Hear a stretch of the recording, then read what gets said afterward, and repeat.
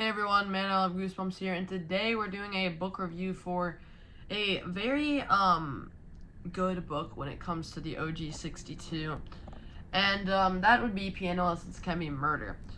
This book is one of the darkest, I would say, so far that I've read, and it also has one of my favorite covers on here. So yeah, when I picked this book up, I was pretty excited because I've heard great things about it, and you guys are going to hear some more great things about it here. Yeah, I guess we can go ahead and get on with the summary.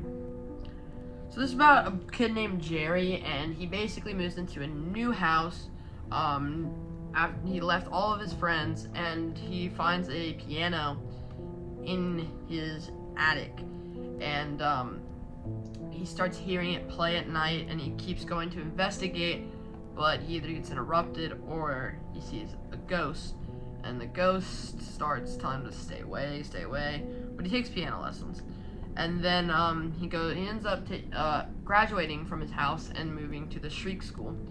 And at the Shriek School, some weird things start happening, involving his teacher being a robot and the janitor being a serial killer.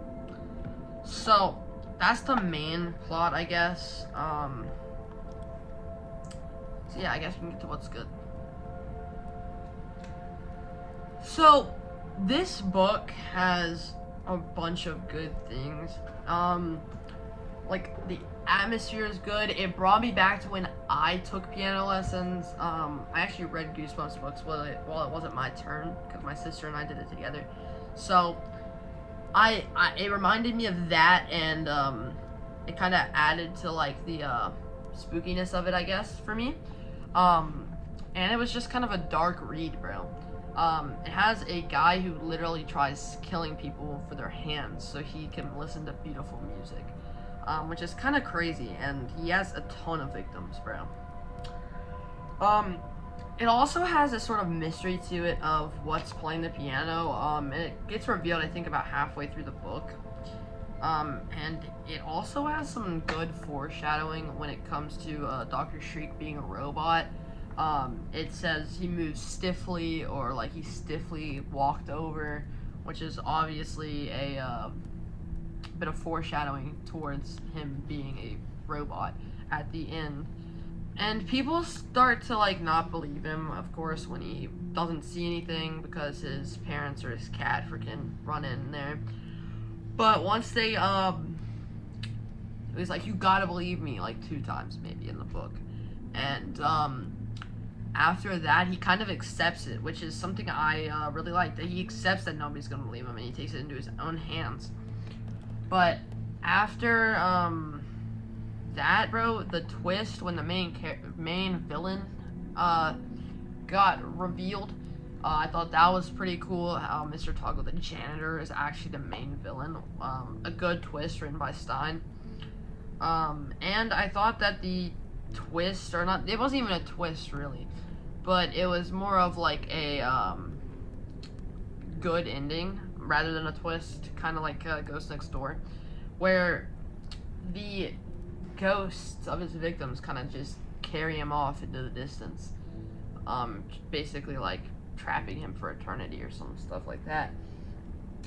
And there's also great character development. As I said, like, he accepts that nobody's gonna believe him, and he starts to become more mature about it, I guess, and not more mature, but more determined, I guess.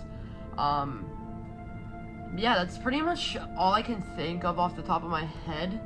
And it was also kind of descriptive, and I like that in a good Goosebumps book. So yeah, now we can go into what's bad. So there's not too much bad. I think that the beginning section and the middle section, or like somewhat midsection of the book, were a little padded.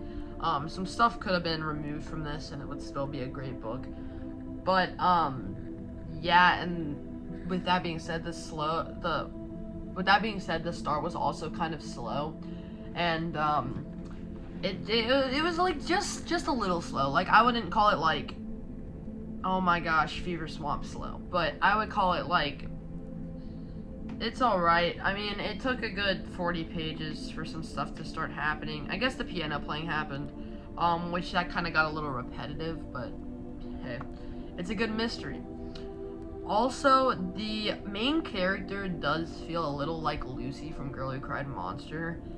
In a way, like, he starts pranking his family for no reason, which doesn't really add anything to the book, and I swear that takes like a whole 3 chapters of the book where he's just pranking people, like his parents and stuff, which, I mean, didn't ruin it for me. Obviously, I'll show you what my rating is here in a second, but it just kind of felt a little annoying, and it led to there being fake outs, I guess, which I'm not a big fan of fake outs, but I know they're in a lot of Goosebumps books, so I'm getting more used to them. But yeah, that's all I can really think of that's too bad. I mean, yeah, I mean, there's not much else to add there. Guess we can go on to the rating. So, I think I gave this book a 9 out of 10, and that's a light 9. So,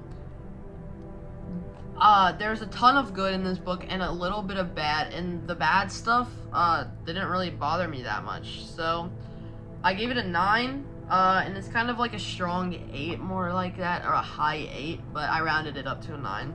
So yeah, I think this was a great read, and I definitely recommend reading it if you're like starting to get into Goosebumps. So yeah, that's gonna be it for today, guys. Let me know, guys, if I should stop uploading book reviews in order, because I've got a good amount of books I can upload book reviews for. Just make sure you guys comment that down below, and I'll see you guys in the next one.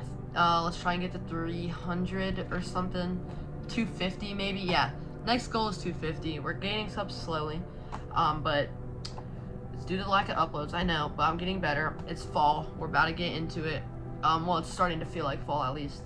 So yeah, thank you guys for watching. Let me know in the comments if I should stop uploading the book reviews in order, because then it will take longer for these to get made. So yeah, peace out, guys.